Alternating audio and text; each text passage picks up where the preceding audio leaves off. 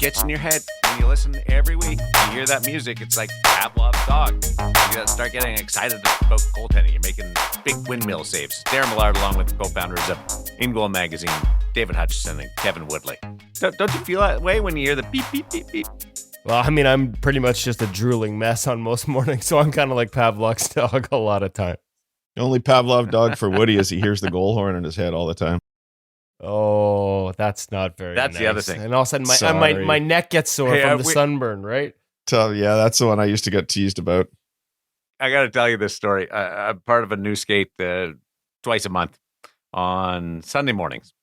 And it's a great group of guys, but one of them brings their kid to the skate. It's 7 a.m. on Sunday mornings, and so it's a good opportunity, I guess, for some father-son bonding. But the kid likes to work the microphone during the game and plays the goal horn in the timekeeper box. So we're playing this pickup scrimmage, 7 a.m. on Sunday morning, and he sounds the goal horn every time a puck goes in, and then he's doing the announcing, like the white team goal, that's awesome. Dark team goal, and he's just making up names, and he's just screaming it. But after, like, you let it in 3 in a row, like, can somebody get Junior to go for a I think that's something? awesome. That's kid's gonna Pavlov's dog. That's exactly what I. Darren's by 7:30. Darren's curled up in his net in the fetal position while the goal horn goes off over and over again. Yes. You know what they do though? This and I've always thought that this should be the case. Either you get one of those old volleyball scorecards where you flip it with believe me, I know all about the volleyball flippers. Yes. So you either get that on the ice for your pickup games to 5, or in this skate they actually use the score. The kid uses the scoreboard, so he puts up the goals. So there's no debate on. I thought we were up 4-3. That you get inevitably. Does he do shots on goal and drive you crazy for getting them wrong? I keep track of those myself. Attaboy, Darren, attaboy. You know what you need to do? Find out if he's got a brother or sister, hire them to come in and track shots, so at least you get good numbers out of it. The volleyball flipper is actually a pretty good idea. Yes. Because two things about the volleyball flipper. A, it's the only thing I'm allowed to do as a volunteer parent at my daughter's volleyball games, because I'm not smart enough to keep score at this level. It's quite a complicated system, and I'm not bright enough to figure it out. And I haven't been allowed to do the lines ever since I asked a coach if he wanted to step outside a couple of years ago. So, volleyball score flipper. Complicated system? Have you ever done subs on a volleyball score sheet and you have to track the rotation? Oh, I thought you were just talking about the flipper on the... You said keep score. Yeah. I'm like, Woody, the ball hits the ground, the other team gets a point. Yeah, I know. The referee points in which direction you flip on that side. No, the actual score sheet is actually like it's like rocket science for somebody as stupid as me. So all I'm allowed to do is the flipper. And Darren, that brings us to another point. We absolutely need that flipper at my Monday and Fridays. How many times have you been the goalie? And you're in like I'll be honest, an hour and a half skate. You're in your 3rd game, best of 5. Yeah. You're gassed because these guys are half your age and twice as good as you. Maybe I'm speaking from personal experience here, a little too much. And maybe by the end of an hour and a half skate, we're into the 4th game because I suck. But at the end of the day, and they turn to you and they go, what's the score? What's the score? And you're just like, dude, like I'm basically concentrating on making sure my next breath comes out of my lungs and my heart continues to beat. What do you mean, what's the score? I lost count of how many goals I gave up 45 minutes ago. Come on. There Volleyball should be a pickup skate portable score system, like the flipper. Darren, you're giving it away too soon. You could be making dozens of dollars when you take this to the Shark Tank. It's for the love of the game. I just want to make the game better, Hutch. It's not about the money. Somebody's idea. Grab it out there. Call it the Millard scorekeeping system. And I was with you, Hutch. I thought Woody was having trouble figuring out how to keep score in how to flip. Listen, guys, the bar's pretty low, but it's not that low. Since they went to the rally system, it's like, okay. Yeah, it's pretty tough, Pretty tough to know who gets a point. How's the goalie guide coming along? The goalie school guide. Oh, man, it's been so great having a couple of days, having launched. Just like we said last time, we wanted to make life really easy and for everybody out there, so we confused them with 2 different versions.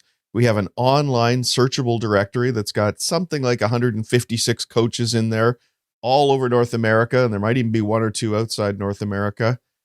Great opportunity for you to go have a look, see where you might want to do some training this summer, meet a new coach. You can even message them directly in the online directory. And then this week, we also published or last week, I guess it is now, we published the guide to goalie schools and coaches, which is a magazine style flip book that you can also read on the InGoal site. And it's got, in addition to those 150 plus coaches, it's got a bunch of great original content that Woody has put together, including an exclusive cover story with one Marc-Andre Fleury.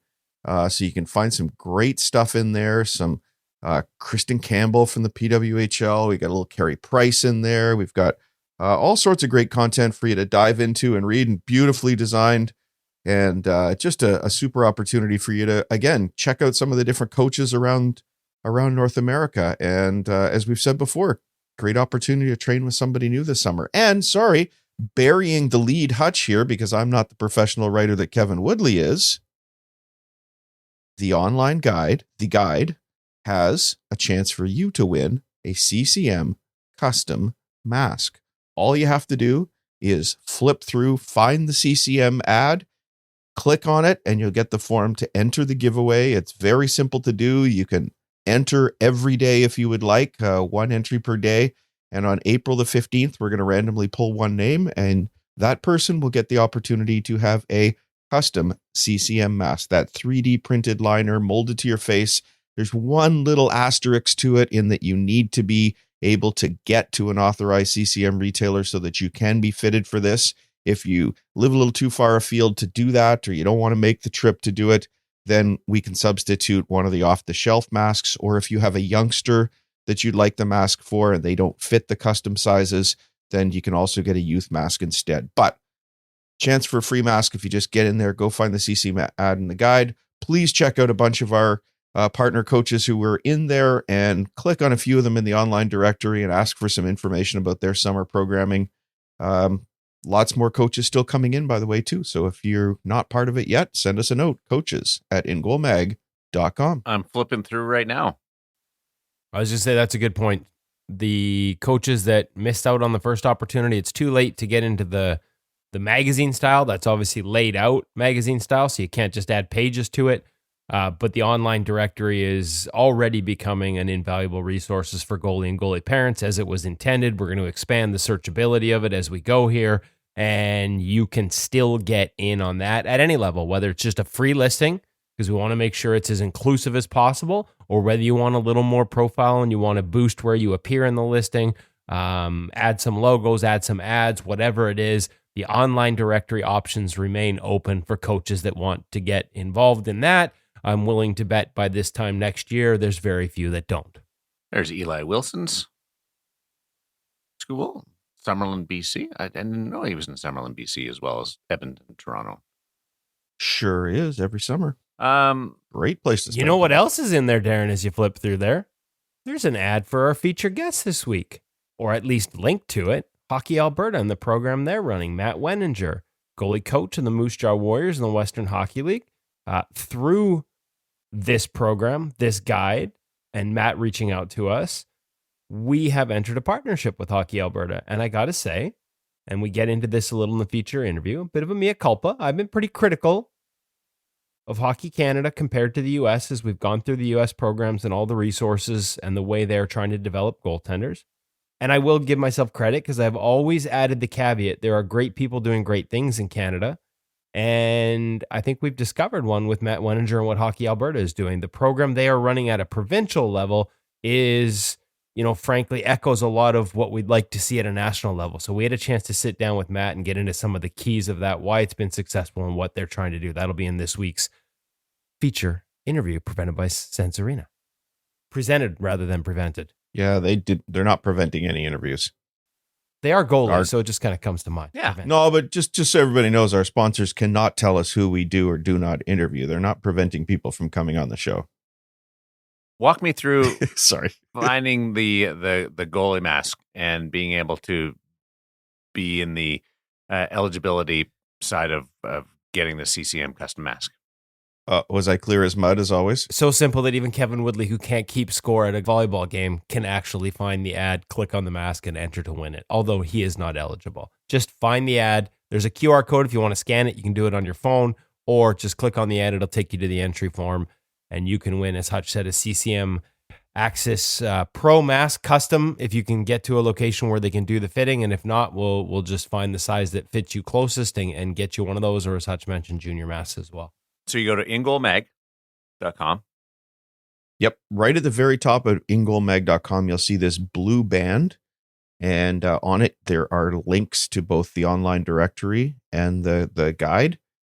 There's also a story on the front page of InGoal Mag that links to it. But yeah, a couple places at the cover of InGoal, you can get to the guide. This is the magazine style version, and flip through until you find the CCM ad. It's really easy to find. It's a giant white mask, and then click, and you will get your entry. I'm scrolling. You can't win either, Darren. Sorry, buddy. You can't tell me who can and cannot win. Okay, you enter away to your heart's content, Darren. There's actually all sorts of regulations for the giveaway listed on the entry form, and I don't think it says Darren Millard can't apply, but maybe I can update that today. This is outstanding. I'm going to update that so people can have a little fun. Go check out the rules and regulations. I found it. And by the time you listen to this, it's going to say no Darren Millard entries, please. I found it. But I was in the online version, and now I'm in the magazine format. It's beautiful. Well done, you guys. Thank you. I'm not just saying that because you're my boss. This is really well done. Credit to John, our designer, John Hodes, who's where's John? Phoenix these days? I've not met John. Arizona. It's this wonderful online world we live in, and John is and has been a professional designer for many, many years, and worked with us over a decade ago, and we brought him back, and great to partner with John because he's one of the few people that can work with Woody and I, which means last minute, middle of the night requests for changes. I didn't realize that he does it with a smile. That Pretty if we had a short list. staff meeting, there's people other than the three of us. We've been meeting behind your back, Darren. Wow. Sorry. That hurts. Yeah. If you'd like to help with the layout, buddy, be happy to bring you into the next meeting. Well, we didn't want to be interrupted by the goal horn going off all the time. The Hockey Shop, a source for sports Langley. TheHockeyShop.com brings you InGoal Radio, the podcast, every week. We've got our gear segment coming up, and this is fun. I got a sneak peek at what you and Cam performed with the CCM EFlex 7 Customizer, which is now live. Yeah, and we'll get into that in the gear segment, because not only is CCM EFlex 7 got a lot of great new features, but the Customizer at all three levels, Total Custom Pro, Total Custom, and for the 7.9 second price point, you can now have custom options. The customizers for all three are all new. They're beautiful, much like our goalie school guide. They really pop off the page with bright, vibrant graphics. Cam's going to explain that in the segment, but it's just kind of the tip of the iceberg. The EFlex 7 is in store at the Hockey Shop, and every time we're in there of late, there are boxes being brought out from the back, opened up, and new gear going on. It is that time of year.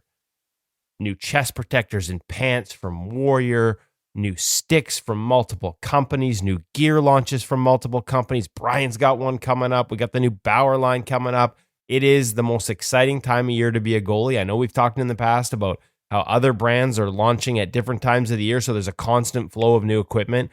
But the spring is when a bunch comes in at once, and so exciting times there. And of course, as excited as we are for EFlex 7 and the Customizer, as excited as we are for all those new launches, because they're such a big store, because they have so much buying power, because they have so much inventory, that usually means the previous generation of that model is going to go on sale soon. So make sure you keep your eyes out. If it's not on sale already, to clear space on the shelves, keep your eyes out for those sale prices. I saw a bunch of 30% off stickers tagged on pads while we were in there last. So make sure you check them out at thehockeyshop.com, not just for the latest and the greatest, including the EFlex 7 Customizer launch, but also for all the stuff that's going on sale to clear room for it as we get ready for a huge spring and summer of new goalie gear. Get your thoughts on the Customizer and what you guys have been able to do playing around with it. But first, let's go over to the Hockey Shop, source for sports Langley, thehockeyshop.com, your source for goaltending. Here is Cam and Woody. Welcome back to the Hockey Shop, source for sports. I'm InGoal Utopia with Cam Matwood. We're not sitting down today. We're standing up at the computer because guess what? The EFlex 7 customizer has launched. EFlex 7. Yes. They've got it in store. You can check it out online. The customizer is live. And much like a lot of the pad and the glove and some of the improvements, the customizer is all new as well. That's correct. Cam, we're going to get into some of the tech and spec a little later on as we get a chance to sort of break it down and check it out ourselves on the ice. But we want to go through the customizer today and give you some of the new options and new features. Let's start with the pads.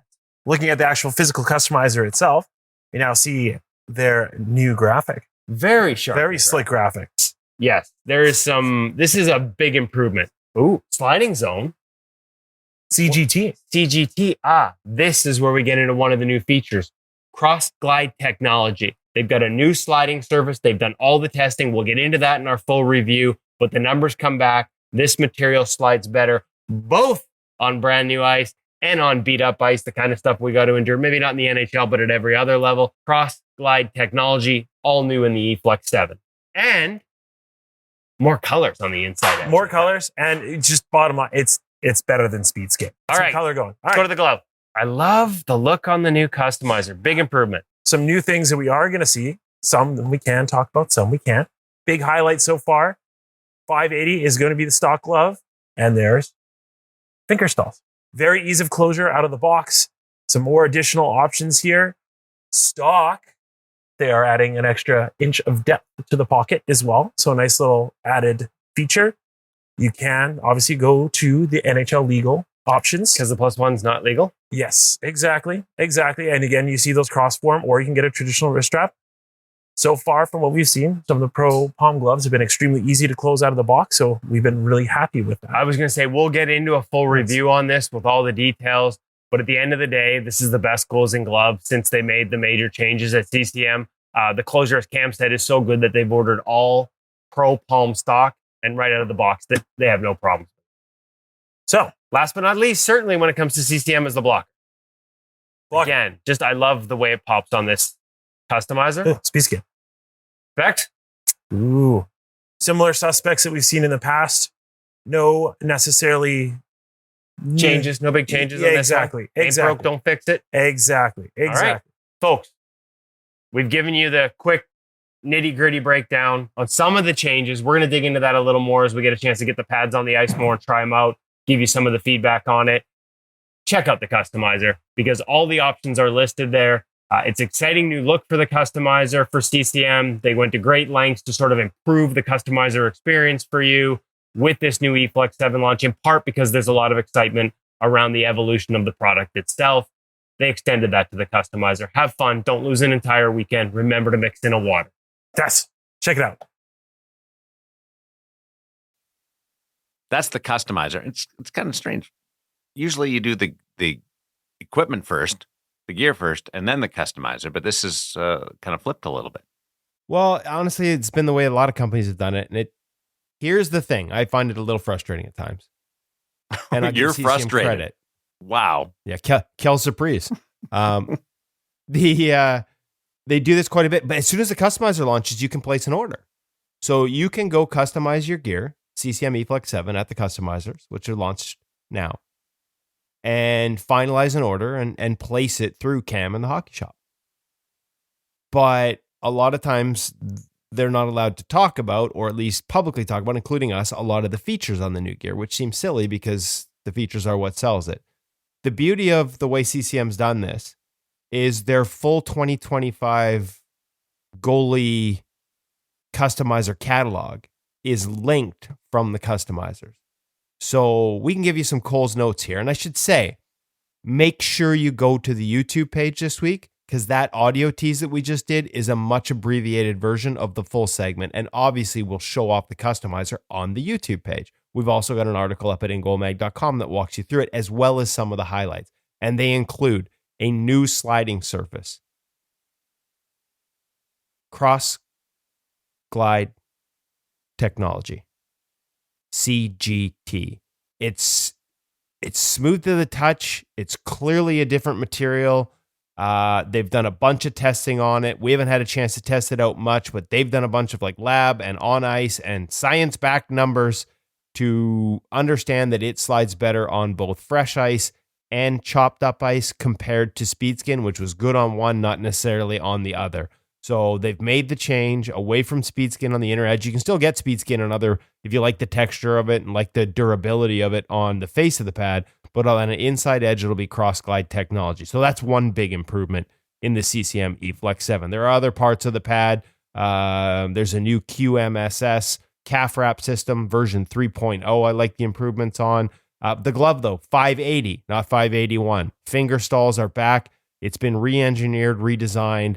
They knew they had some closure issues, that the glove took longer than people would like to break in, that it didn't just snap open and closed on the shelves the way, retailers would like, and they fixed it with this new EFlex 7 glove. So it's a 580. It feels a lot more like a traditional 580 on your hand.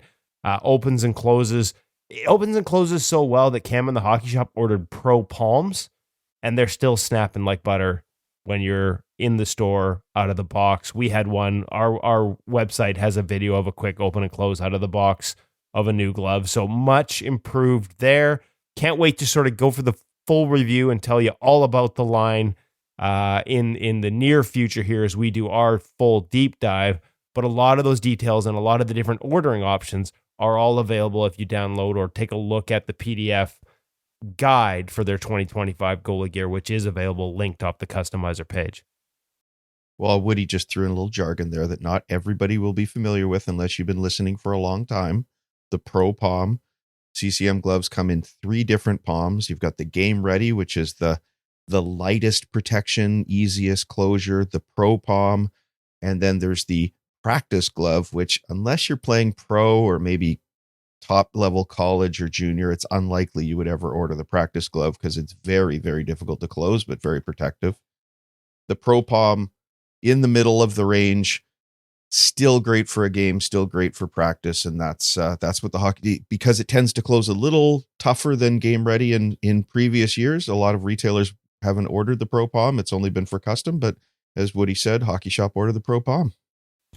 It just closes that much better overall as a glove. And to Hutch's point, not to complicate matters further, but depending on which level of customization you want, if you get into Total Custom Pro, which is basically all the options the NHLers have, you can select those 3 different stages, and at a couple of them with or without D3O. So if you want the impact absorbent D3O foam as a part of your palm at either Game Ready or Pro Palm level, you can, or you can order a traditional build, which is just extra layers of felt to provide the extra protection. So you have a choice there. Why would you not do D3O? That's kind of how I feel, but it's an extra layer in there, and so sometimes with some of the past models, it hasn't closed quite as well. But everything I'm seeing on this one, that's not an issue. I should say some people maybe felt that. I never had an issue. I always went for the D3O myself. So the people, but I'm soft. I like protection. Without being able to know everything about it or see it firsthand, you've got the customizer live. People that would order that would be fans of the EFlex line. Like they've used, and there are a lot of them. It's the most popular line, and it's funny. So it makes sense that people would automatically go, okay, I want this. This is what I want. Yeah. That certainly happens. And if you want to check it out, go to the store. It's they have it on the rack at the hockey shop in person. On the YouTube clip that I saw, who threw the pad into you? Hutch, it was a pretty good toss, eh? It was. Not bad, huh? At first, I thought it was an edit. I was sort of watching and doing something else, and then this pad appeared, and I thought, did they just do an edit? And so I rewound it, and here comes this pad flying in. No credit to the catch, now and then we like to have a little fun. It's the first rebound I haven't spilt in years. That was one take, Darren.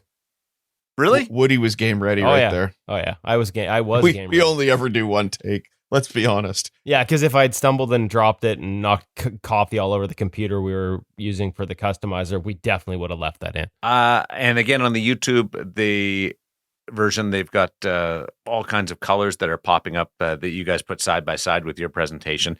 And there's some cool colors that I didn't even think about putting on a pad. Oh, you can go wild Yeah. with the colors. Yeah, Cam's a little color blind. He went a little full. It was almost like Tim Thomas when he was with Dallas, but still in Florida gear, kind of one of his concoctions that he drafted up there. I will say this with a nod towards constant improvement, and much like the gloves, understanding that not all experiments work, and going back to the finger stalls in the EFlex 7, or not all innovations work for everyone, because I actually kind of like the last generation too. The one little thing on the customizer that they're working to add is when you highlight a zone, like right now you go from zone to zone and then you got to pick your color, but it doesn't highlight on the customizer to show you which zone you're working on. You just proceed A, B, C, D, E all the way through them. They will add that highlighting sort of as you click on a section to know which section you're adding color to exactly. That highlight will be there in mid-April. So something that was missed earlier when you change completely your customizer from old to new and redo all of your systems, tie that into ordering. It's quite a process, and that one little step is one that's still yet to be added. That's a big help, having gone through that times. That it is. It took me. It's true, but the way they walk you through each of the zones, as you see when we're doing it, there is very logical, and very quickly you understand exactly what piece is about to come up next, and it's easy enough to go back and forward. And the only thing is you have to fun. add a color to know what section you're doing. If you're just doing white and keep doing white, it's a little harder to tell. Good point. Yeah, there goes your logic. No room for logic on this podcast. Definitely not. We're a bunch of goalies. Stop at Goaltending You, the app parent segment. What do you got planned for us this week? We're going to do a little summer gear draft. How's that? Ooh, Do I need to tell you more? We're gonna have a little fun, inspired in part by this week's feature guest, but maybe Woody can tell us a bit about something else you could be doing to get ready as a goaltender. I was just gonna say I want first pick in whatever draft we're doing. Oh, excellent, because you know what I'm gonna take. Because you cheated already. I am a cheater. One of my first picks, I'm not allowed to pick this one for the actual exercise that we're about to go through in terms of a draft, but one of my first picks as a goalie or as a goalie parent would be the Stop It Goaltending You, the app, because daily primers, 5 1-minute videos each week. This week's self-improvement. And who doesn't need some self-improvement 1 minute at a time, if not me?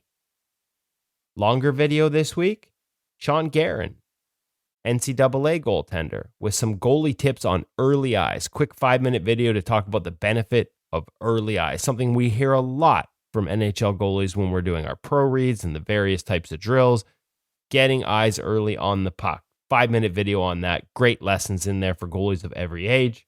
And in goalie systems, they get into crease management with a 20-minute video breakdown. That's all just this week. New content every week. That's what you've got this week at the Stop It Goaltending You, the app. And of course, with your subscription to the app comes a subscription to InGoal magazine, a premium membership, which gets you access not only to the latest that we've uploaded, and we've got some great stuff, a really unique warm-up from the Utah Hockey Club goalies, Karl Vejmelka and Jackson Stauber, last week's guests, sort of walk us through the keys to it.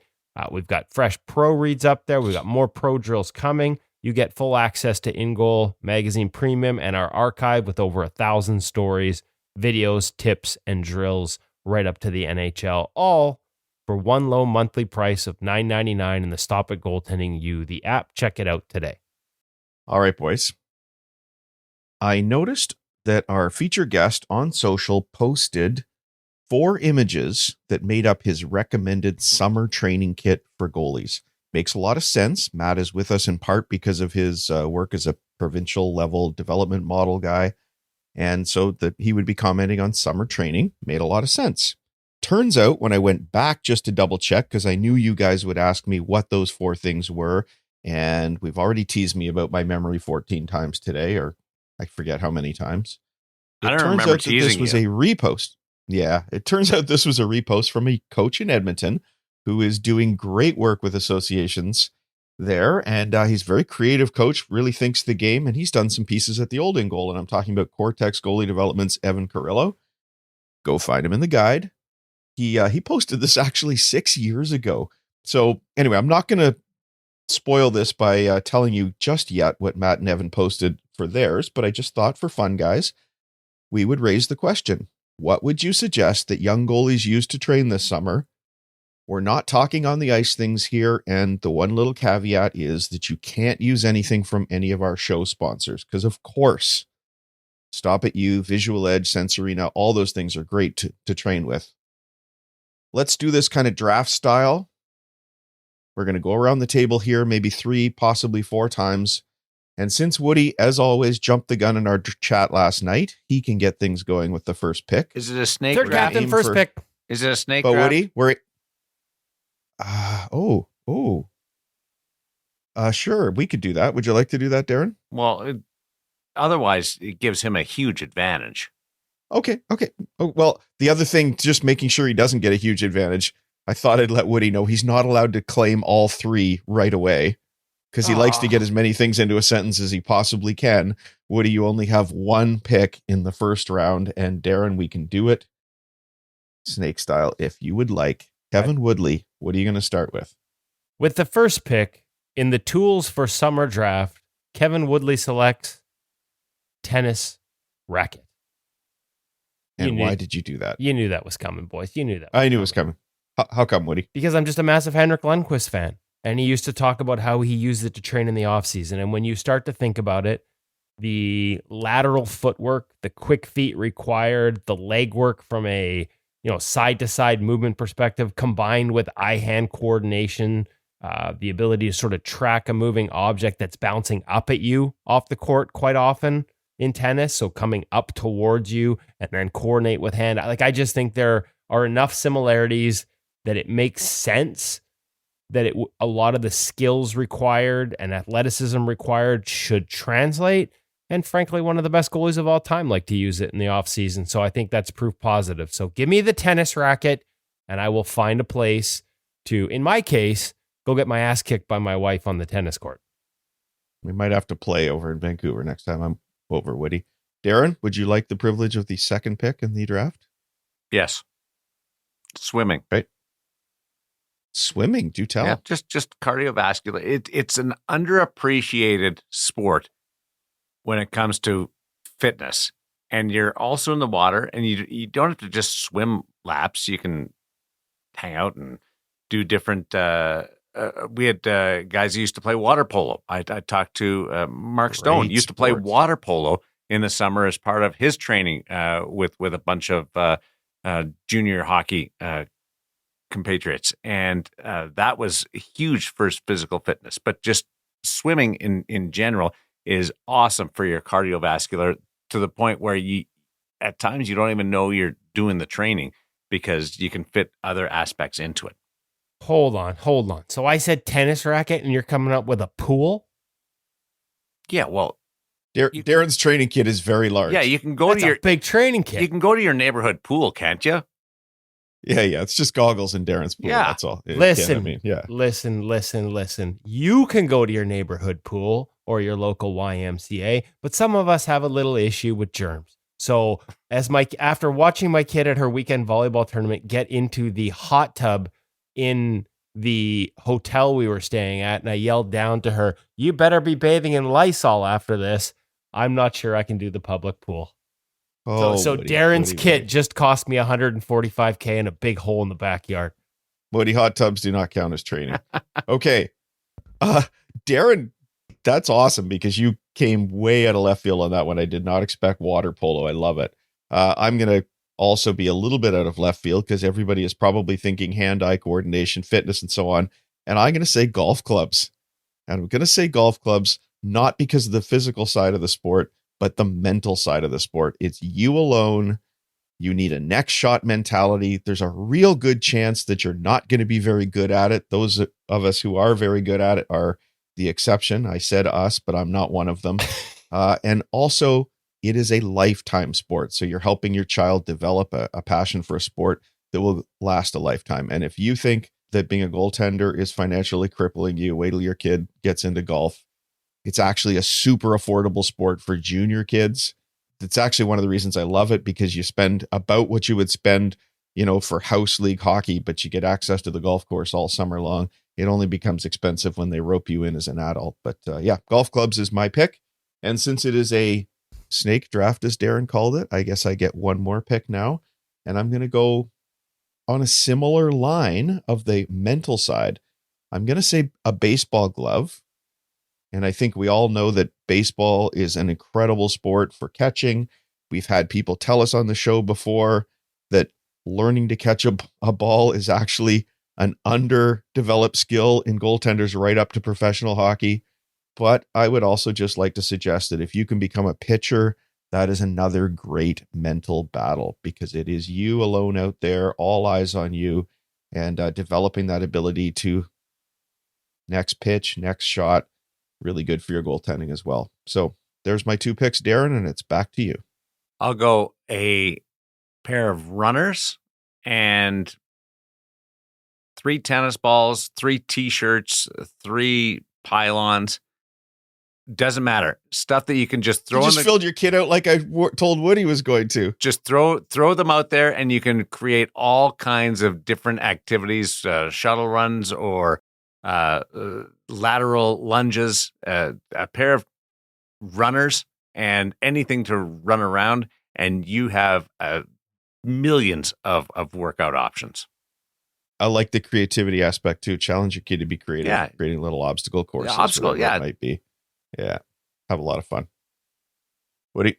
Well, you guys went big ticket items. I'm going to keep this a little simple. I went runners. I'm going to say, but yeah, after you went pool, Oh, Hutch has got a golf membership at the local country club. Says the guy with a tennis court in his backyard. Tennis courts are everywhere. As long as you just got to Woody kick. does you not just gotta, have a tennis court in his there are backyard, by the way, everybody. public tennis courts are available everywhere. And also, there is one catch, though. You got to kick those pickleballers off. That's the problem. Too many pickleballers. The irony of Woody not wanting his daughter in a hot tub is he does not have a tennis court in his backyard, but he does have a hot tub. Yeah. That nobody other than family and Hutch every once in a while are allowed into. And Hutch doesn't know this, but when he leaves, I change the water. I peed in it Hutch last time knows I it. was there. Okay, Woody, what's your second pick, buddy? I'm going simple here, boys. It's called the towel. Not only will my towel allow you to dry yourself after you get out of Darren Millard's private pool with all your swimming, but the towel is one of the essential tools of James Wendland's 5 damp things for the hips. Ooh. That stretch has been stretching into sponsor territory, although James is not a sponsor. He's just a contributor. He's just a contributor. Yep. There's no sponsorship there. And the simple towel, the resistance training, the muscle energy technique warm up that he taught us has been a lifesaver for me going into pretty much every time I play goal. And I would imagine that at my age, that also translate whether I'm going in the pool with Darren, because you can get really tight hip flexors if you're doing swimming laps, or if I'm playing tennis with my first object, again, keep the hips loose. They're so important to everything. Or just pretty much whatever it is, I end up with tight hips, golf, tight hips, a towel, and James Wendland's 5 damn things is all I need. Ow. 2 picks. Oh, I get another one. Ooh. Yeah. I'm ill prepared, but you can probably guess what my next one is. I actually don't think I can. Foam roller. Darren can.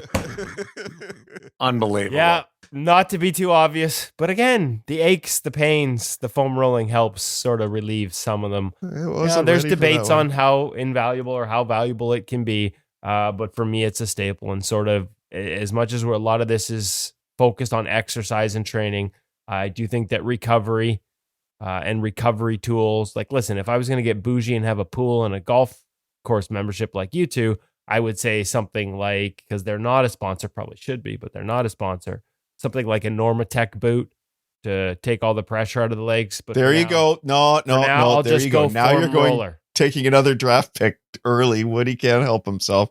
By the way, the only guy who plays golf as much as nobody plays more golf than Woody does, Mr. Bougie. Woody played 7 rounds last year. Let's not get into this. It's 5 more than me. Back to you, Darren. Brutal. I like the pressure sleeves. I like that idea. Is that where you were going with? Woody's not allowed to use that one, so that can be your pick. Yeah, I love those things. The Normatec boots? Yeah. Yeah. Oh yeah, they're a little slice of heaven. They're also a K a piece. So yeah, you can get more affordable ones. We just got a set at Costco actually about 2 weeks ago for a quarter of the Normatec price. And Oh, so there Also goes my. Thanks for spoiling my chance to pitch Normatec as a sponsor, boys. you've had a couple of years trying, buddy. No, those are outstanding. My Great buddy recovery has them. boots. Hey, John, explain what they are for people who don't know, because we're being insiders here, Darren. They're like big, basically leg sleeves that go up to your thigh, and it applies Fill with pressure air. and it increases blood flow and stimulates blood flow throughout the legs. It's great for post workout to get rid of everything that your leg needs to flush. Yeah, and Darren, as a cyclist, you probably love it too, Yeah, right? Like exactly. Like anytime your legs are tired, you put these boots on. It's like having them. It's like hey, we don't have NHL trainers to give us massages post workout. As a matter of fact, most NHL teams have the Normatec boots or some version of them. Long plane rides, just to get the circulation going. Brock Besser, for example, here in Vancouver, missed Game 7 of the second round last year because of blood clots. One of the things that I know they told him to do this year, now that he's recovered fully from the blood clots, to make sure on those long plane flights after a game that there is no worries, is have the Normatec boots because it gets the circulation going. One of the first places I saw them was at the Ryder Cup, and Team Europe was using them in between sessions on a double session day. So it's very cool, and golfers walking in it and stimulated. So Darren doesn't need them when he golfs because he's in a cart. Yep. And every now and then, like twice around, I'll be like 150 yards out, and I'll just tell my partner, I'll walk up. That's fine. And then I'll get my... Of course, you do play golf in a place where it's like 40 degrees Celsius in the summer, so it's fair. Your carts probably require misters. Yeah. Okay, I've had 2 now. Darren, you've only had 2. So this is going to be an odd little snake, isn't it? It's going to come back and stop at you, I think. Spike ball. Spike ball, fantastic game. You can play it anywhere. You don't need a lot of space. It is not expensive.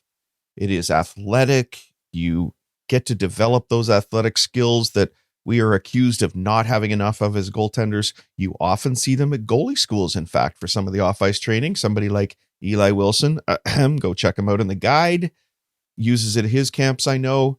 Spike ball's a great one. I actually saw online a variation where somebody took one of those spring-loaded trampolines, the individual person trampolines, instead of a spike ball net, and used a medicine ball. That looked kind of crazy. It would be fun to try that out. So that is my third, and I will say final, and then we get to go back to Darren for his third. Woody? I thought we were doing 4.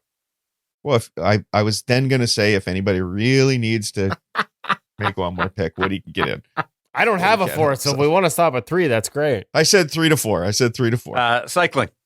Get in your bike. Beautiful. Just be safe. Yeah. Wear a helmet. Don't tootle around the neighborhood without a helmet. Please don't Or just do buy a Peloton. There's no traffic in your basement. True. I need to be outside. Honestly. Yeah. I like the Peloton. I enjoy it, but I've got a maximum time that I can do it for because I get bored. When I'm outside, I'm pushing myself beyond what I feel like I'm going or intended to go, and it's awesome. And even if you just want to use it as a mode of just transportation, commuting a little bit, you're still going to get some fitness in there. Just be safe with it. Yeah, back and forth to the tennis court or the local pool. Yeah, that works. But I have my Olympic pool in the backyard, so I wouldn't get very, very much on it. and the velodrome, my velodrome goes around my pool in the backyard. It's not nearly as impressive as the golf course in Woody's backyard. It's just a putting green. Hey, as we wrap this up, unless Woody is dying to throw one more, guaranteed. In there, I of course cheated, and although I only used one thing in my list from my cheat, I asked my good friend ChatGPT, what are some out-of-the-box things you might use for training as a goaltender in the summer? And you can guess which one I cheated with in a second. One of the things that it suggested that I did not choose reminded me of one of the best chirps I ever heard from a coach. Shout out Lucas Simpson to my kid after a tough session in a goalie day, a goalie training day. He looked at him. He said, "Hey, Matty, I'll bet you're really great at dodgeball." Oh, that's a good one. Dodgeball. Yeah, Yeah, but of get a course the little idea is to violent. get out of the way of it. But It can get a little violent. Have you ever gone on YouTube and just watched clips from dodgeball competitions? It's A little violent. intense. Yeah. yeah, I always think of it as the grade 4 game that you played in gym. no. It's serious, and they're good. Yeah, so we have to put a warning on that one. I also feel like if we rewind it a little bit, I'd like to put a warning on the spike ball. It is a fantastic activity. Would not recommend doing it as you get older with kids that are, a third of your age. We may have a spike ball in the backyard. And a few years ago, my father decided that he'd be okay to keep up with the teens. And I don't sure his back was ever the same after that. Oh, jeez. So if the rest of you are training hard, Woody will be found as safe as possible in his freshwater hot tub. He has just cleaned it. Yeah. That's the extent of safe training for Woody. With my tennis racket. Probably and my wearing towel. water wings. Probably wearing water wings just to make sure. Yep. Tennis racket and my towel nearby. Won't bring the foam roller in because my foam rollers vibrate. So can't have the electric. Like if somebody pops over and they want to have a hot tub, will you let them, or are you too concerned? My neighbor, as the hot tub was being installed, was like, "Ooh, hot tub." Hasn't been in it. That was 5 years ago. So you don't Neighborly let guy. strangers, not strangers, but I love my neighbors too. They're friends. fantastic people, but I just, I keep it pretty clean. Has I Hutch keep been it in your hot tub? Woodley germs only, with the exception of Hutch, and some of my daughters have had friends over in there. But again, I dump a crap ton of chlorine after they leave. You're weird. I'm a germaphobe. You're weird. It's a hot tub. It's supposed to be dirty. There are levels of dirty, Darren. There is backyard hot tub with friends and family, and mostly just family. And there is hotel with 400 people staying in it, hot tub. Yeah, who knows what's been in there? Come on. That's getting close Bathe to it. in Lysol. NHL Sense Arena feature interview coming up. But first, the Visual Edge Pro Reads. Who do we have this week? Alex Lyon, who has been a very popular fan favorite, I would say, in this format. He is so good. It's our second to last one with Alex. I actually thought it was our last one with him from our extended video session last summer. But funny enough, as we got through the end of this one, the start of the next clip came up and he's like, I know that's safe. Let's do that one too. So we've got one more coming from Alex. But this week we get into 6-on-5. There's a great mindset tip in there about how he mentally approached this 6-on-5 that reminds me of a lot of the advice we hear from Pete Fry, the goalie mindset guy, about embracing tough things rather than worrying about them. So Alex shares that, and then he gets into the breakdown.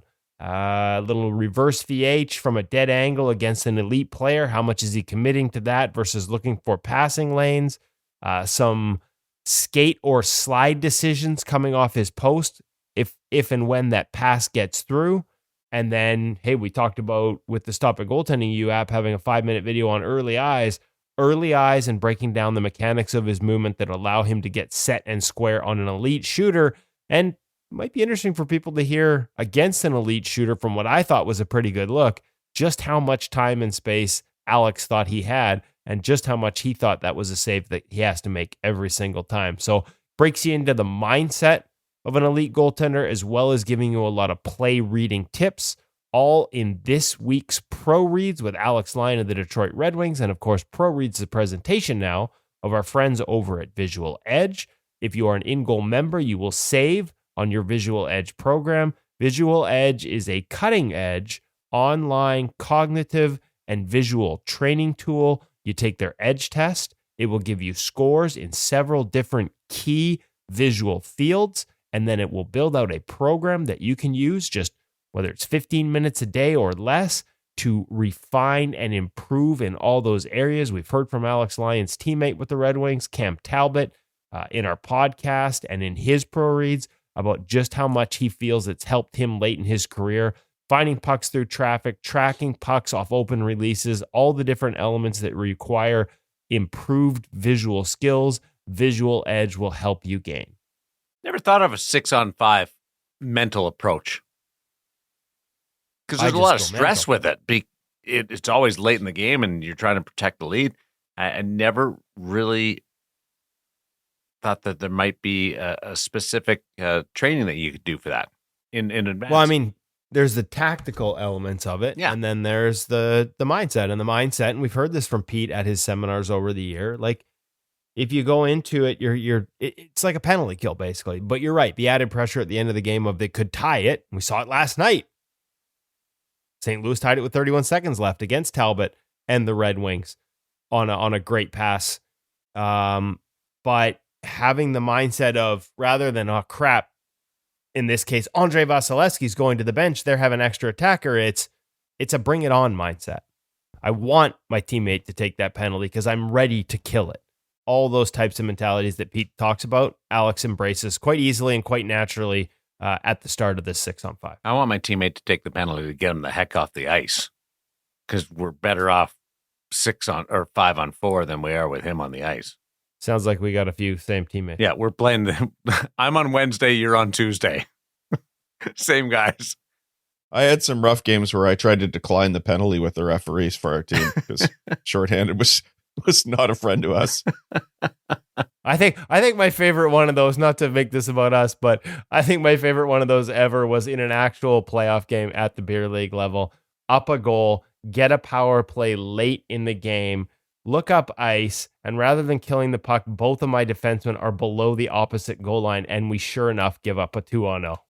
That's outstanding.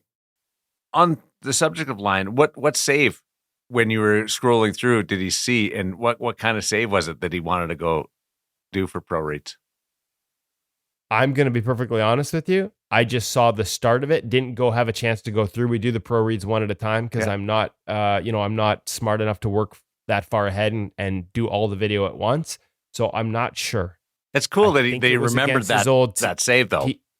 Yeah, it's funny. It's funny because we got a lot of different guys. Alex remembered this save as soon as he saw Vasilevsky go to the bench at the start of this video session. He was like, and I don't think I started the video in terms of what we share, but he's like, oh, I remember this one. This is a good one. And so it is amazing. That happens a lot. Yeah, Devin. That tells you something about these guys and the level they get to. The number of times we see them in these sessions where guys absolutely remember the save that might have happened the previous season. Mm-hmm. It's usually the previous when he's pulling out these clips. Yeah, right? Guys like Dubnyk can walk you through goals they've given up from 10 years ago and remember the shooter in the exact scenario if you present it to him. It's unreal. And it's not split saves or anything dramatic. It's more routine stuff that fits into the flow of a game, and they recall it. Yeah, and there is a lot of laterals. We do a lot of rushes. Like I do when I start searching for them. You can't just look for highlight reel saves because that's usually recovering from a mistake. I'm looking for high difficult saves, but with a degree of control. Like what have they done well to set themselves up to make a tough save look easy when I search for the video for these guys. So you're right, Darren. And I think as goalies, they recognize, hey, this was a tough situation. And the key is that I didn't need to go into the splits, right? And here's why. Mm-hmm. I guess golf, we all remember shots throughout a round. We can replay it in our head. And we usually do for our wives when we get home. Yeah, they love that too.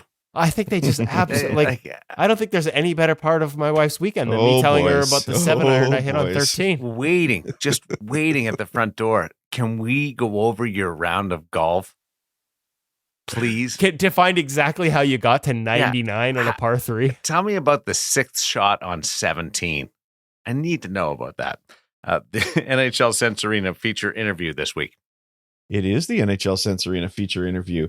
And we are heading into the summer for a whole lot of hockey players. I know minor hockey seasons are over in so many places. And even though summer is the off season, guys, it doesn't have to be time off for your game. NHL Sense Arena is the ultimate off-ice goalie training platform. It's trusted by NHL teams, junior teams, NCAA teams, elite goaltenders, and coaches around the world, designed to help you stay sharp even when you're away from the rink. With NHL Sense Arena, you can train your tracking, your hockey IQ, situational reads in a fully immersive virtual environment. The drills are built by pro coaches. They're used by pros, so you know you are getting high-level reps, and you can do it all from the comfort of your home. Making sure that you have enough space so that, unlike Kevin Woodley, we do not want you bashing your hands into desks and chairs as you're making those highlight reel saves. But you do not need ice. You do not need gear. Summer is the perfect time to focus on the mental and visual side of your game. And NHL Sense Arena gives you the edge with targeted, measurable training. Whether you're preparing for a big camp or trying to make a team, just want to stay ready for next year, NHL Sense Arena is the tool that can make a difference. Visit sensearena.com and don't forget to use the code IGM50 at checkout to save even more. I like it when you go announcer voice. I love it. You're living my dream. If I could add one more thing, because I got a nice note from Andrew Alberts, former NHL defenseman and a big part of the development team now at Sense Arena. They've got a sort of a for all approach that they're working on, focusing on a younger audience with new content that's going to be released this month in April, which, as Hutch has talked about before, is one of the better parts of Sense Arena. It's constantly updating. And they've been working with Brian DeCord on sort of drilling down on three main teaching topics, sort of foundational development instructional plans for Sense Arena for young goalies to master their angles, challenge shooters, correctly react and read shot releases, and how to find pucks through traffic. So you're going to see a lot more sort of focus on the youth level, as much as it's just a good tool overall to sort of stay on top of your game. There's going to be a lot more very specific development tools that are added this month to NHL Sense Arena. I'm awful in traffic. Terrible. And even if it's just a one player screen drill, that will You know do. what? I'm awful. I think I forget sometimes how hard traffic is, because my Monday and Friday skates, as competitive as they are, they're also, and it's like you said, we need the volleyball counter to 5 and everything. And these guys are all much better than me because they played at higher levels. Well, in my case, any levels higher than what I played. So, but they don't, like, they're not crashing the net and like purposely, they're trying to create plays. They're not typically heavy traffic games. Yeah, it's not And zone then- time. Yeah. Right. Well, they'll have zone time, but they'll be zipping it around as opposed to like me trying to find, there's no two guys parked in front. They're not purposely creating layered screens like we see in the National Hockey League, one of the toughest things to manage as a goalie. But then you go to beer league and you make the odd save early in the game. And next thing you know, you've got a crowd of 3 in front of you on the power play. And it's like, I forget because I don't play. It's pretty rare that I do that. It's only once or twice a year now as a fill-in. Somebody's desperate. I forgot how hard traffic is because I don't see it in a focused manner at my normal skates. And how you move your body, how you cheat to one side.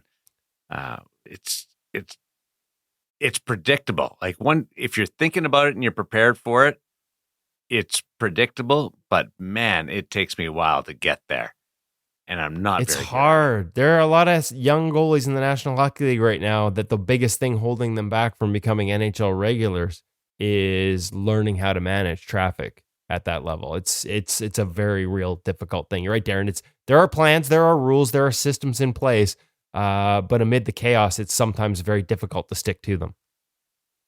What do we have this week?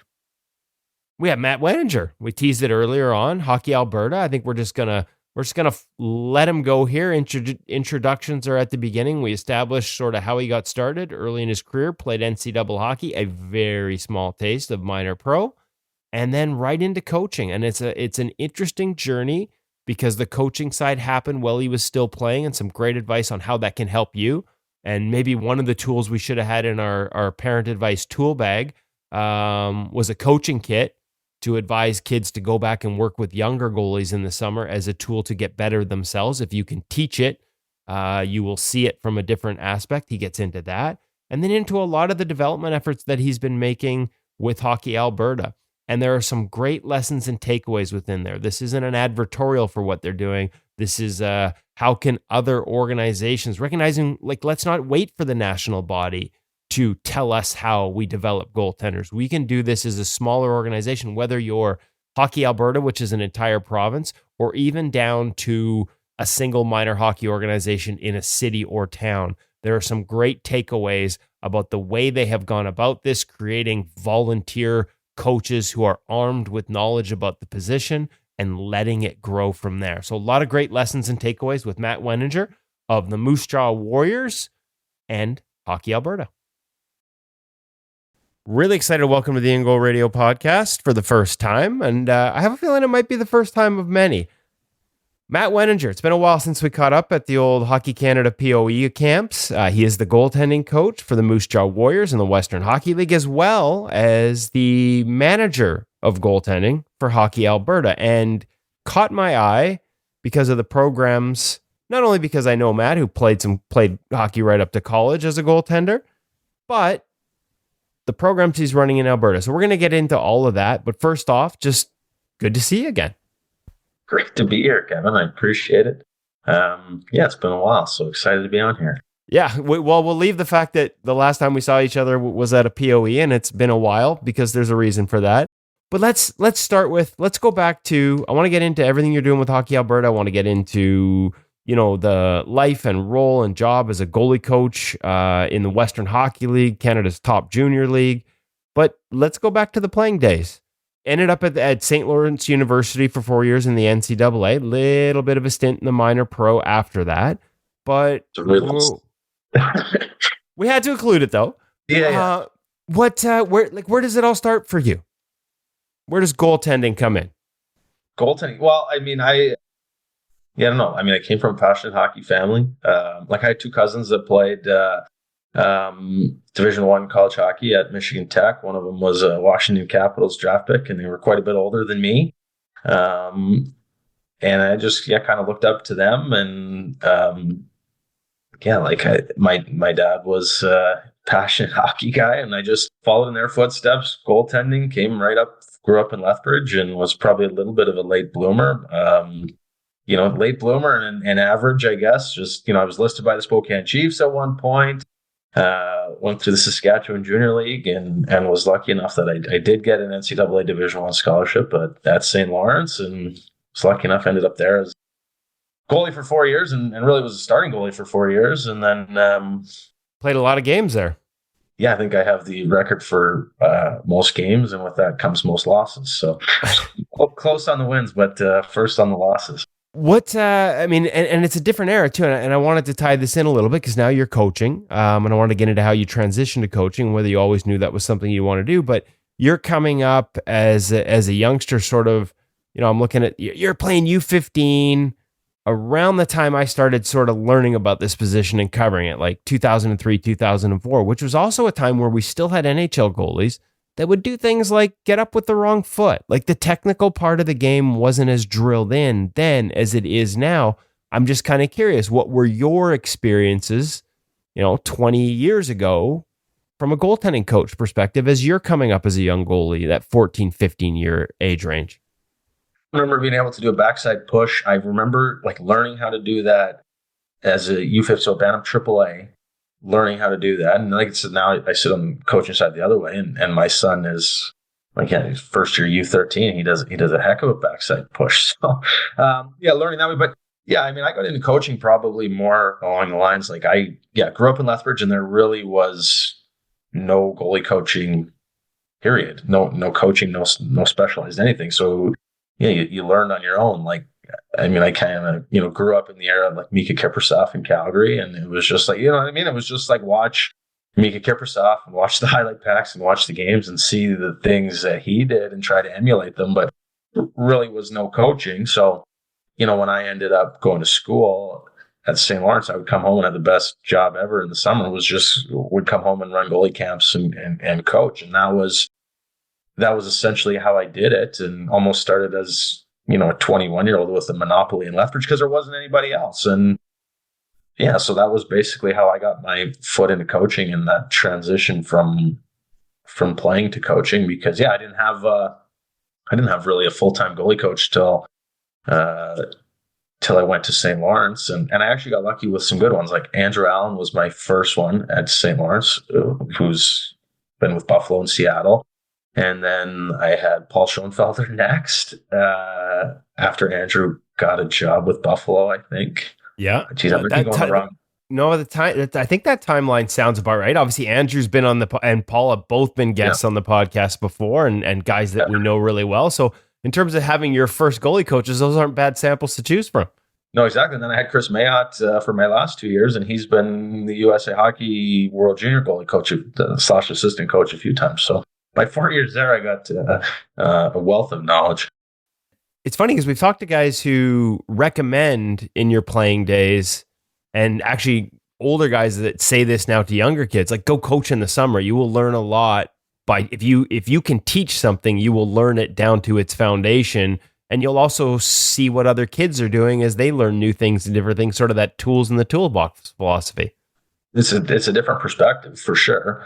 I mean, especially coaching higher end goalies, which again, I was lucky to do. Like, I was playing Division 1 and coaching like junior A kids and Western League kids. So I got to see like high end guys and coach them through things, but it just became a collaboration, I guess. And like you said, like, yeah, it helped me as a goalie. And I mean, it was kind of like you're sitting there going, geez, I wish I would have had, somebody, for the 10 years prior, or whatever, that would have, you know what I mean? That would have been able to help me. So yeah, no, I agree. I mean, I think that's for goalies, like, yeah, go coach and learn how to teach, learn how to just see the game from a different perspective. Now, you're the guy, right? Now, and you're the guy that's helping make sure that the next generation, whether it's you personally at some camps or others, have access to this in Alberta. So I want to get into the role with Moose Jaw as well, but let's just skip over to the Hockey Alberta side, because I was really impressed with the program you guys are running. And as I said, I've been critical at times of some of the lack of a national focus on goalie coaching and programs in Canada. But I've always tried to couch it with that I know we have great coaches, and I know a lot of them are doing great things. There might just be a lack of national support. And then I stumble into, I feel like I owe a mea culpa here, because what you guys are doing in Alberta is really, really impressive. So maybe start with an overview of what that program looks like and what the inspiration for it was to make sure that exact support you just talked about, the wish I had this 10 years ago, is there for this next generation of goalies coming through the ranks in Alberta at all levels. So I started at Hockey Alberta 2016. So it's like 8-9 years ago. I was lucky kind of right off the hop, with my coaching. I'd been only done playing for a few years, and somehow I got lucky to kind of get some involvement with the Hockey Canada Program of Excellence, kind of when they had that with those POE goalie camps and stuff. So I was able to get my foot in the door, cross paths with guys like Paul again, and just, introduction to other people who were doing some great things. And that, like I said, that's kind of how I got my foot in the door. Like, I started with Hockey Alberta as, I can't remember my title, regional manager or something like that, years ago. And, we kind of, or Hockey Alberta at least, kind of had this idea that they wanted to do more for goaltending. I don't think they knew what that looked like, and I don't think I knew what it looked like. But really, our first foray into it was we decided to run like a U15 AAA goalie camp. I think we called it our elite goalie camp or something like that. And I just thought, okay, let's try to get the best coaches in the province involved, and let's try to get the best goalies in the province involved. And like, I remember sitting at the table and some people being like, this isn't going to work. Like, nobody's going to register for it. Nobody's going to want a part of it. And, I mean, I was lucky, came through at a good time in terms of, like, I think there was willingness for collaboration with people. Because at the end of the day, like, if what our programs offer is, I think, the best coaches and the best network of coaches. So I was able to get, Jason LaBarbera, Ian Gordon. I mean, there's guys that have moved on from, like, that are coaching higher levels now, or we're coaching major junior in Alberta. And I was able to kind of get all of them, and they all came in, and then the kids registered. And that's where it's kind of evolved into more and more. And that's allowed my position to evolve into the manager of goaltending. So, I've been lucky enough that the people at Hockey Alberta have entrusted me with the ability to go from, a regional Southern Alberta regional manager to, running goaltending for the whole province, and that we've been able to make enough impact that they can justify having that be my job. Okay. So that's, it starts at, in your case, it started with a high level camp, sort of got everyone involved. How has it trickled down? Have you tried to make sure it trickles down to the lower levels, to the grassroots? Because it is more than you still run the elite programs. I don't want to get into that, but it feels like when I look at the program, you're making sure that it starts at the bottom so that you're feeding more kids into those elite camps later on. That's where we started.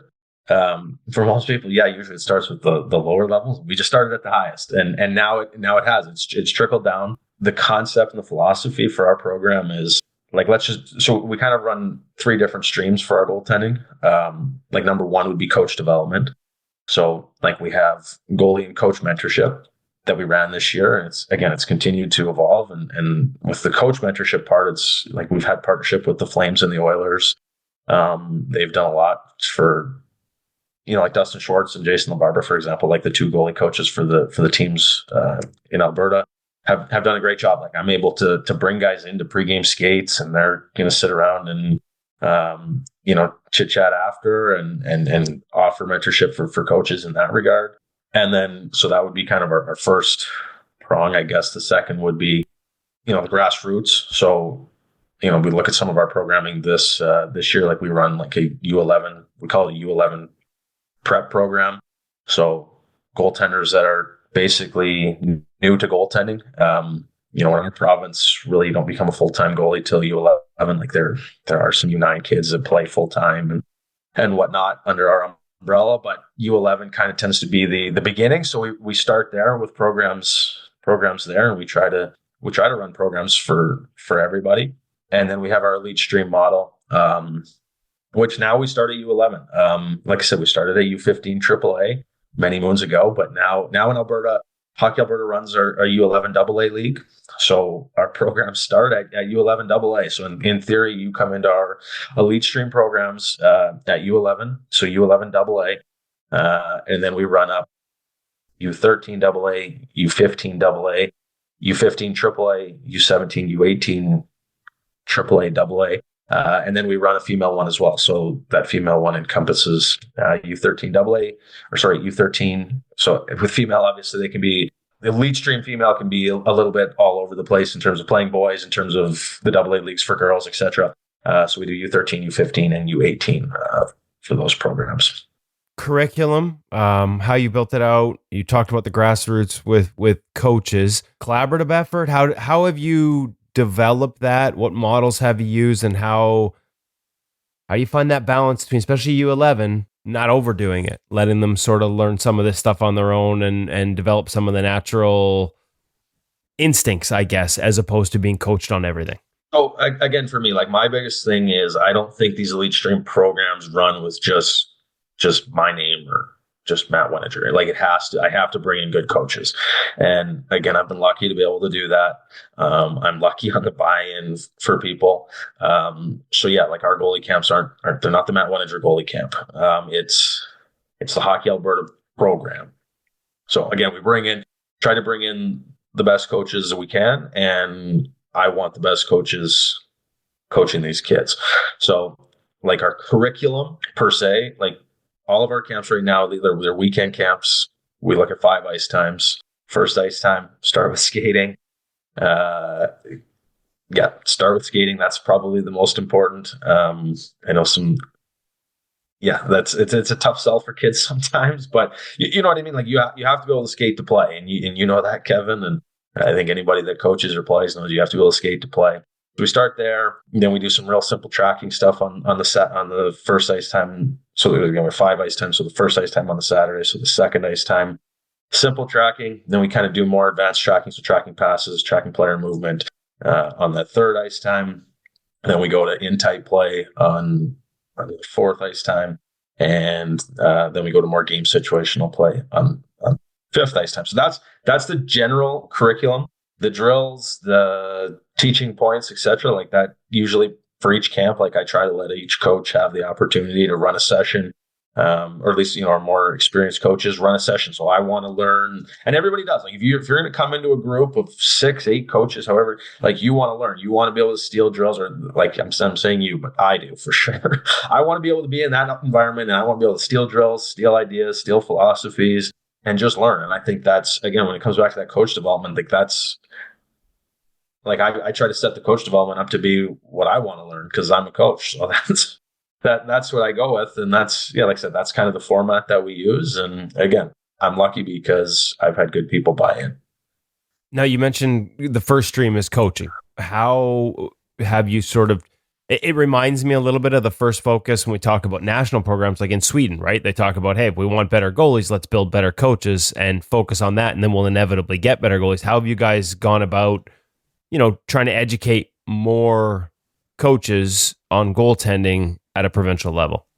Well, I mean, they have the Hockey Canada instructional streams. Those they're good. The content's good. I think they've been at times we need association buy-in, and I think at times that can be the challenge. I think with those, like you want coaches to take the courses, yeah, but having somebody tell them they have to, I'm guessing, is a different thing. So you have to get that buy-in versus mandate. For sure. Yeah, I mean, like I said, honestly, I think like our mentorship program, I started that 3 years ago. I mean, I started it sort of like 30 people. We just, got some Zoom sessions going post COVID when Zoom kind of became a thing. Yep. Yeah, that's where it started. Like I said, I was able to get Jason LaBarbera and Dustin Schwartz to buy in and be willing to help. I think we might have been a part of some of those early WHL symposium. Okay, well, that's a little bit different. But I know Dustin originally had started a WHL, the Western Hockey League, I guess, had started. Dustin was spearheading it. But similar names, getting involved, giving back to the position.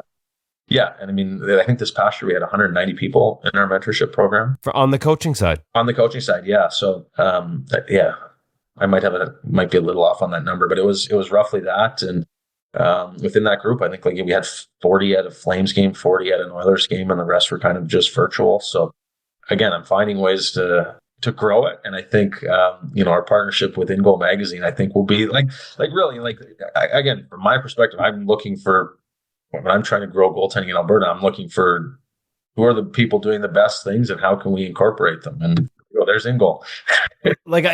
We appreciate that. The 190, though, that's a really good number. Especially when you think of Alberta as like having some rural concentration or some sort of like concentration in two big cities, but then spread out quite a bit as well. It sounds like you've gotten that buy-in. I'm just curious, like, are most of these parent volunteers, are some of them aspiring to move up the ranks and into the WHL or coach junior hockey? Where do you see? The majority are coaches, but again, when we go back, like our job as a branch or nationally, like coaching is volunteerism, right? And where are you getting most of those volunteers? You're getting them from parents, right? So and again, like I think of my kid playing and knowing minor hockey, from my experience as a parent, it's those parents are on the ice with those kids 2-3 times a week, whatever it is. Like, so to build that expertise, you have to, like, when the parent wants to learn, when the volunteer wants to learn, like those are the people that are probably going to make the biggest impact. Obviously throughout our province, throughout our country, like there's a lot of people running their own private goalie schools and camps. And like I said, I do get the majority of those people involved in different ways as well. But for the people that want to be part of these like mentorship programs and stuff, that's where it's parents and it's volunteers. And I think the one thing that I've probably learned is like, don't scoff at that. Like, you know what I mean? Like sometimes people want, no, that's what we need in the rooms. And that's not how you grow it. You have to grow it in terms of that coaching and development. Like it's the dad who cares about his kid and wants to see his kid get better and knows that his kid's only been on the ice twice a month with a goalie coach. So there's 20 other times he's going to be on the ice, and he wants to be able to make sure that kid is getting the development in those ice times. So giving them the tools so that when they're out there volunteering, there's an educated aspect to what they're helping. Yeah. And again, even if it's like they're not going to be experts, right? Like not everybody's an expert, but there's so many simplicities in our position that can be taught by somebody who wants to learn. And I think that's what I'm learning in this job, in this position, in coaching. Like the majority of what we teach, whether it's teaching our guys in Moose Jaw, teaching our U11 kids, it's the simplicities of the game that the majority of people, if they learn and care to understand, they can teach a lot of those. I love it. And that's it kind of feels like that's where the focus needs to be on a broader scale. I won't ask you to comment on that, but that, like, arm more of the volunteers with at least a base level of knowledge, whether they're a head coach that wants to make sure his goalie isn't just sitting at one end of the ice for half the practice and getting peppered to an unrealistic degree for the other half, or a parent that's helping that coach. Like, just more coaches with more knowledge is how you grow it at the grassroots level from the bottom up. How have you seen the impact of that in terms of on your goaltenders and the evolution up? I guess it's probably more anecdotal, or do you see some numbers? It's probably going to continue to be more anecdotal, but I mean, you know this from going to the rink too a lot, Kevin, right? Like the one thing that drives me nuts when you watch goalie development is like you show up to the rink and you're watching the U13. I'm just going to use an example. You're watching the U13 AA team on the ice and they're doing skating for the first 10 minutes and the goalies are just sitting there stretching. And it's like, okay, well, that's a waste of 10 minutes in this practice. So if you're doing that half your practices, like, there you go. There's 20 minutes of development that those kids are missing. So if we can educate one person or whatever, that coach, so that they're finding a way, whether it's an assistant coach involved, a parent, whatever, like that they're getting 20 minutes of development extra a week on goalie specific stuff, that's going to make a significant difference in that player's development and their experience in the game, right? Like it's again, that's more broad hockey Alberta, but like their experience in the game by feeling like they're getting more care and attention. I guess it would depend on the level, how many coaches are on the bench. Again, depends on the level and who's done the mentorship program. But even being able to come to the bench and having someone that can actually talk you through what you just went through on the ice with some degree of understanding, I would think would be a benefit. I don't know how much you guys do, I guess not mandate or encourage, shared nets and things like that at different ages, or if the program has that kind of mandate to sort of encourage different things in that regard, or just. And we are like trying to implement standards throughout minor hockey. It's at the end of the day, like it's hard. It's hard. Well, because each association comes up with their own standards, their own bylaws, but we try to implement it. So it's things like fair play. Well, not even fair play, but like distribution of playing time, those sort of things that just help encourage and, like I said, give goalies the best opportunity to develop. Obviously, we've done a lot with USA Hockey, so I was more curious. Like, I'm sure you have some personal opinions, but in terms of how you manage at certain age, who's in the net, things like that, I just wasn't sure how far the program went in that regard. But like you said, you still have to defer to associations. I guess like everything, like the coaches, there's a little bit of education that goes into it, and then everybody makes their own decisions based off it. I mean, we have standards, and now it's just probably finding the best ways to mandate or implement them. Okay, so let's switch a little bit over to the other side of things, because you've been working with Hockey Alberta, but you've also been coaching Moose Jaw Warriors for I think the last 5 or 6 years, actually longer than that, 7 or 8. Yeah. You were at the University of Lethbridge on the women's side before that, Little Yorkton Terriers in the SJ. That process of coming up, like you said, you started coaching while you were still playing. But if you had a young coach that, beyond the volunteers, one that wanted to pursue this as a career, what would be the advice from a starting point for you if you look back on your early days? Gee, that's a tough one, Kev. I don't even know where to start on that. But well, like you said, yours was unique, right? Yeah. Because you came into an area where there wasn't much, and you were coaching all, like you said, while you were still playing. So the models change. The amount of people that want to do this for a living has probably changed as well.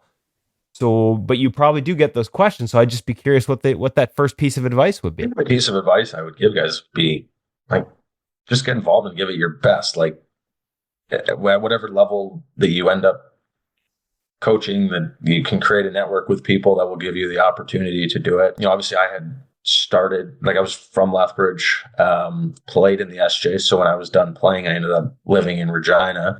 And just, through mutual contacts and whatnot, ended up Trent Kazan hired me in Yorkton for 2 years. And then kind of started the Hockey Alberta thing and was from there. So it was in and around the Lethbridge area. Obviously, I live in Medicine Hat now. But then, I ended up doing the men's and women's programs at the University of Lethbridge. And somewhere in there, I was Alan Miller gave me an opportunity with the Moose Jaw Warriors and hired me there. So well, Alan Miller and Tim Hunter. So that was, this, I just completed my 8th season with Moose Jaw. So it's been a minute. Like I've seen, and it's good. Like I mean, again, with this job with Hockey Alberta, the benefit that I have is like, okay, I get to see the highest level of junior hockey that a lot of these kids are aspiring to. And then I'm starting, like I said, these programs are starting at, our elite programs start at the U11 AA level. So you go from there. Now it's okay. Now try to help these kids bridge the gap from U11 AA all the way up to the Western Hockey League. So I see, the deficiencies that a lot of our goalies have in Moose Jaw. And it's like, okay, why are they having these deficiencies? Where are they coming from? And how do you coach your way through them? But, well, it's funny because base here, but like I said, like no, when you asked about the advice for coaches, like build a network and do the best job that you possibly can, and then you'll get the opportunity to move up. I wouldn't have got the opportunity with Moose Jaw if I didn't do a good job in Yorkton. well, I was going to say too, and one of the reasons I originally said 5 or 6 years is because like in the last 5 or 6, it's been primarily that. But before that, when you look at the old hockey DB, there's multiple teams listed for the same years. This is the reality of starting out. Like take as many opportunities as you can and still do a good job at. You were working for multiple teams early on. Still do. Yeah. No, but that's like I said, that's the reality. I mean, that's part of being a goalie coach, I think, is, there's probably not enough. There's a lot of people trying to do it. There's not enough experts.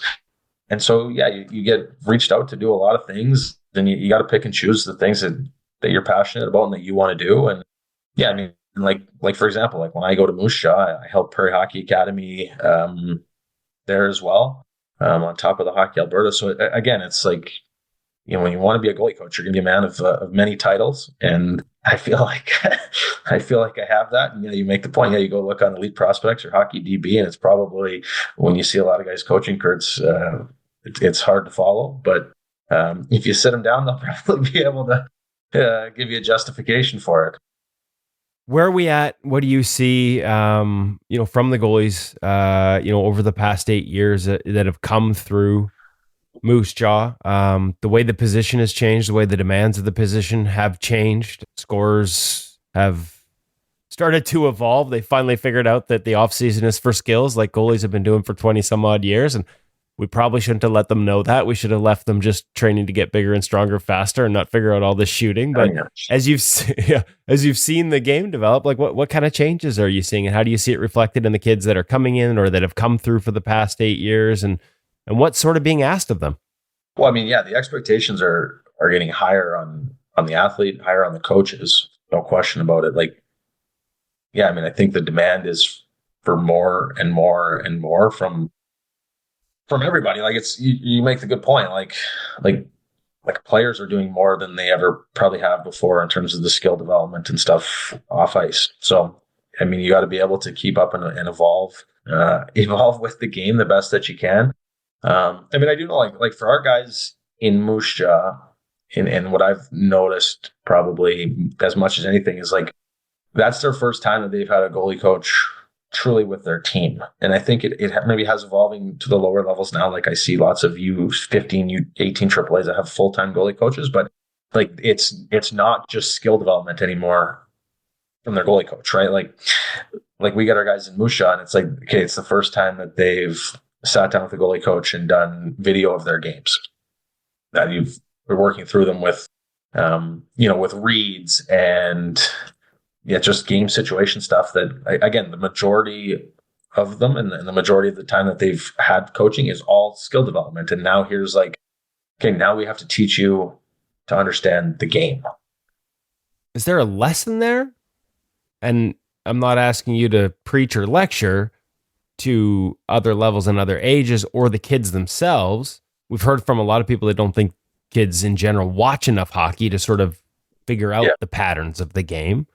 Sounds like you might echo that, but like, would there be value if I'm a young up and coming goalie to finding a way to spending some of that time, whether it's with a coach or on my own, to sort of look over and analyze my game and try and figure out some of these patterns as opposed to waiting till I get to the WHL for that first exposure. I mean, I think it's balancing both. I think, you know, you get a U11 kid, U13, like it really is probably a little early for the game tape. No, for sure. But like, yeah, U15 at U18, AA, AAA, like, yeah, there's a point to be made there. And it's, you know, it's even like at InGoal, you guys have the pro reads, like that sort of stuff is probably eye opening for a lot of people. Like, okay, it's not just like a backside push here. It's like, hey, what's your read? Like, you know, what's the situation that you're presented with? Is the guy left-handed? Is he right-handed? Where's he coming from? What are his options, et cetera? Like, those are the things I think that, like, that's the intricacies of the game. And that's a lot of what coaching is. Again, especially at the higher level, is just being able to just kind of teach that. And it's, you know, it's like I talk to Jason LaBarbera a lot, and it's like, that's the probably, you know, you can sit there and watch Dustin Wolf, but like from talking to him, it's like, that's the differentiator for Dustin Wolf, is how smart he is and the reads that he makes in a game. And yeah, we don't need to necessarily get into that, but you know, that's one example. Yeah, no, that makes sense, right? Like that's the skill. It's a separator that, as much as we work on the technical skills, I do think it is something that can be worked on. And so hearing you reflect on that, with it being the first time by the time you see these kids, it's like, does it need to be the first time they've done that? So I think it's a good takeaway. All right. Well, listen, we're looking forward. We're going to be at a camp with you this summer. I'm super excited to sort of reconnect, and really excited about the partnership with InGoal and Hockey Alberta. Was really excited to learn. And so I feel like I owe an apology as well for being, as much as I was critical of Hockey Canada, not maybe recognizing that were some of these programs at the lower levels, at the branch level, in Alberta, at least in particular, that are, you know, really drilling down into this in a way that I think is a good model for goalie development everywhere. I mean, like I said, it's a starting point. I think our program has ever evolved. And again, try your best to keep up with the growing trends in the game, keep up with the demands of the participants. But again, for me, like it's, and I've learned, like it's finding ways to get the best people involved. And that's what I've been lucky enough to do with our coaches. You know, like I said, like the guys that I have involved in our programs, you know, we're talking the top major junior coaches in the province, and junior A guys. And like I said, I'm really excited for the InGoal addition to our programs, because I just think it's more opportunities for our goaltenders to learn, more opportunities for our parents and coaches to learn. And again, it's about getting the best resources into everybody's hands. And I think that's, like I said, that's where the development's going to happen. Well, I love it. We're really excited about the partnership. Really excited to have you on the InGoal Radio podcast. And I agree, like, on a lot of those points. And so I give myself a little bit of a break, because as critical as I've been, I always add the caveat: we know there are great coaches and great people out there doing great things. And I'm really glad that we were able to, first off, highlight those things that are going on at Hockey Alberta, and now become a small part of it. So thank you for that. And we're looking forward to seeing where this goes over the years. It's exciting. Can't wait to have you guys in Calgary. That'll be a lot of fun. Did you guys notice, Hutch, I'm talking to you more here, that Woody got a couple more little ads for the exercise that we did during the parent segment? Did not go unnoticed. Yeah. Did not go unnoticed. Woody's expecting me to announce that we would like all listeners to write in to podcast@ingoalmag.com and tell us who won the draft. They would like, Woody's hoping that we will ask all the pundits out there to rate the draft picks and see who had a successful draft. He's up to about 8 things now, too. Yeah. Most of them quite passive, by the way, other than the tennis. But well, the truth is, I thought we were only listing one. I didn't know we had to do a draft, so the tennis was the only one I had. Everything else is off the top of my head. But I still won. If you guys spent 15 minutes having coffee with Matt, like what would be the one area that you would like to like dig into with him? Because there's a lot there. Yeah, and by the way, I've never had coffee with Matt. Oh, really?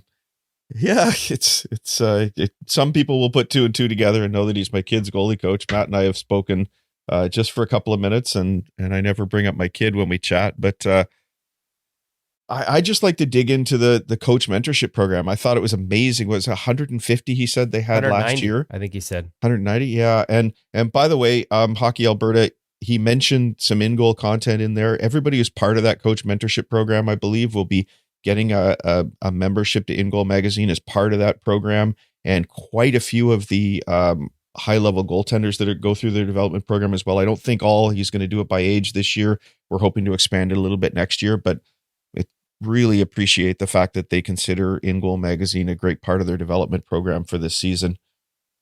All that to come back and say, I just love to know more about the coach mentorship program. How is it structured? How do they put it together? I'd love to dig in so that others can learn how they can do it in their area, but just love that they are focused on grassroots, because we can do all sorts of things for young goaltenders, and that's wonderful. But the more coaches we can create out there, the more kids are going to have fun, the more kids are going to learn right from day one. I think it's a great initiative beyond just hosting clinics, which are super important, but then they're taking it to another level. What happens after the clinic? Woody?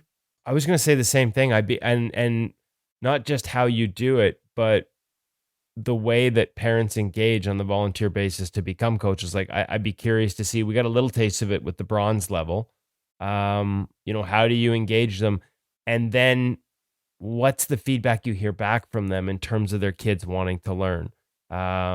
Sort of that parent, the volunteer parent coach relationship, they get to go boots on the ground and see how the kids are reacting to the stuff that's being taught. And I just like to sort of pick at that a little bit and learn some more selfishly, actually, because we do see ourselves as a tool at InGoal. We are not a curriculum. We've always made it very clear that nothing we publish is telling you how to do things, but more showing you how other people do things so you can maybe try some of it and decide what to take away. We know that the pro reads, we've heard it from goalies and goalie coaches right up the NHL, are an invaluable tool to sort of see the level of thinking that goes on at that sort of highest part of the game when you're reading a play and learning how to read a play. I want to pick the brains of parents and their interactions with coaches that are doing these volunteer programs to see what's successful at the grassroots level with the younger kids, because I'd like to see us add more of that at InGoal as well. And I think this partnership is going to be mutually beneficial in that when we're in Calgary later this month, we're going to be able to sort of learn from what they're doing and not just bring drills and videos back to our audience at InGoal from some of their top coaches, but hopefully bring a sense of what's working into some of the elements that we deliver to our audience. Foothills of the Rockies, Calgary, not the prairies. You can see the prairies from the second floor, Darren. That's why I said I was in the prairies last weekend. That was an off-air conversation, and Woody's like, I was on the prairies in the last week, and Hutch and I both right away. Calgary is not the prairies. It's very different. It's within arm's reach, but it's not the prairies. My wife's from Winnipeg. She's going to give me crap too. Yeah. I'm not sure Winnipeg counts as the prairies either, does it? Totally does. Does it? Oh, absolutely. Oh, see, now I got you two going. Where does it end? It doesn't. I'm one of those ignorant Kenora. Toronto guys. I grew up in Kenora, Toronto, Ontario. So okay. So the west side of Kenora is prairie and the east side is Canadian Shield. And then we get right on through Brandon and Verdon and Moose Jaw and Swift Current. Who knew you could get a geography lesson with InGoal magazine as well? Saskatoon. Professor Darren Millard. Love it. Davidson, Saskatchewan. Yorkton, Saskatchewan. Prairie Professor. Yorkton, where Matt Weninger got his start as a goalie coach. I worked there, GX94, covering town council in Melville and Yorkton. Wow. To all the young kids who think you just apply for a job at a major sports network and get your career started, that's not the road. One of the stories I remember, to this day, from Melville City Council in Saskatchewan, came back and did a story for the morning news the next day and a voiceover where the anchor throws to me on tape. It was about building a ship in a bottle on the HMCS Melville. I did a whole story. The glory. It's time to go. And now you've got a velodrome in your backyard Yes, surrounding your around an Olympic pool. pool. Look at how far you've come. Yeah. And Boys, let's shut her down and meet in Woody's hot tub after this. And the best part about my backyard is there's a tunnel that if you don't want to, because you don't want to cross over the velodrome in case somebody's cycling, that's dangerous. There's a little tunnel underneath the velodrome and it brings you up and then you can jump in the pool. I've been through those tunnels because, jokes aside, Volleyball BC's headquarters and where they run a lot of their tournaments is in the middle of a velodrome over in the east part of Vancouver. I want to ride on a velodrome so bad. It's a little trippy when you're watching your kid play volleyball and there's these guys flying around at all kinds of weird angles on the velodrome as it's all going on. And they fly. Oh, some of those short velodromes, the walls are so steep. So It steep. looks terrifying.